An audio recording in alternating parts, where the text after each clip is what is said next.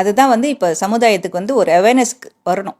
அதாவது இப்போ நானே வந்து ஒரு சில சமயங்கள் வந்து லைஃப்பில் வந்து கெட்ட வார்த்தைகள் ஓடிக்கிட்டு இருக்கும் பொழுது நான் ஸ்க்ரோல் பண்ணி விட்டுருவேன். ஸ்க்ரோல் பண்ணிவிடுவேன், என்னால் கேட்க முடியாது, ஸ்க்ரோல் பண்ணி விட்டுருவேன்.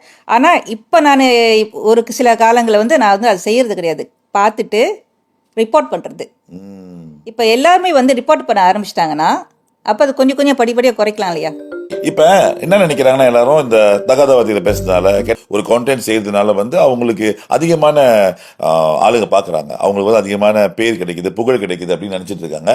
இப்படி பேசினாதான் இது வைரல் ஆகும், இப்படி இந்த கெட்ட வார்த்தை கொண்டு வந்தாதான் நீங்க பெருசாவீங்க, ஃபேமஸ் ஆக முடியும் சொல்றாங்க.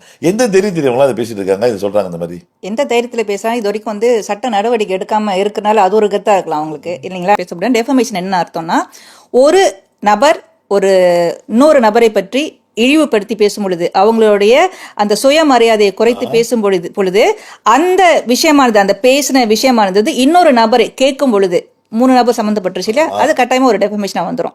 அப்போ ஒருத்தரோட இழிவு சொல்ல பேசுகிறோம், அவங்க மரியாதை குறையுது இல்லையா, அப்போ ஒரு டெஃபமேஷன் கேஸில் வந்துடும். அதே சமயத்தில் பார்த்தீங்கன்னா இந்த கம்யூனிகேஷன் மல்டிமீடியா ஆக்ட் இருக்கு இல்லையா, MCMC கீழே இருக்கு. அது வந்து நீங்கள் பொதுவாக கெட்ட வார்த்தை பேசினாவே அது கண்டெய்னர் வந்துச்சுன்னா அது குற்றச்செயல். அது யாரையும் பாதிக்காமல் இருந்தால் கூட. இப்போ யாராச்சும் போய் கம்ப்ளைண்ட் பண்ணுறாங்க வச்சுங்களேன், இந்த நபர் வந்து இந்த மாதிரி கெட்ட வார்த்தை நிறைய பேசுகிறாங்க அப்படின்னு கம்ப்ளைண்ட் பண்ணாங்கன்னா, அதுதான் இப்போ நீங்கள் சொன்னீங்க இல்லையா, அது கம்ப்ளைண்ட் பண்ணுறதுக்கு ஆள் வேணும் இல்லையா, அதுதான் என்கரேஜ் பண்ணிட்டு இருக்காங்களே. இவங்க வந்து சரி கெட்டதை பேசுறாங்களே, இவங்க எல்லாம் சரி ஒரு 10 பேர் 100 பேர் கிட்டத்தட்ட நான் பார்த்த வரைக்கும் 6000 பேர் 7000 பேர் பார்க்குறாங்க ஒரு வீடியோவை. அந்த லைஃபையோ இல்லை வீடியோ பார்த்துட்டு இருக்காங்கன்னா அதில் ஒரு 100 பேர் இல்லை 150 பேர் 200 பேர் அது போயிட்டு இல்லை சரி இல்லை கம்ப்ளைண்ட் பண்ணுறாங்களா? இல்லை, அவங்களும் பிடிச்சி போச்சு பேசுறது.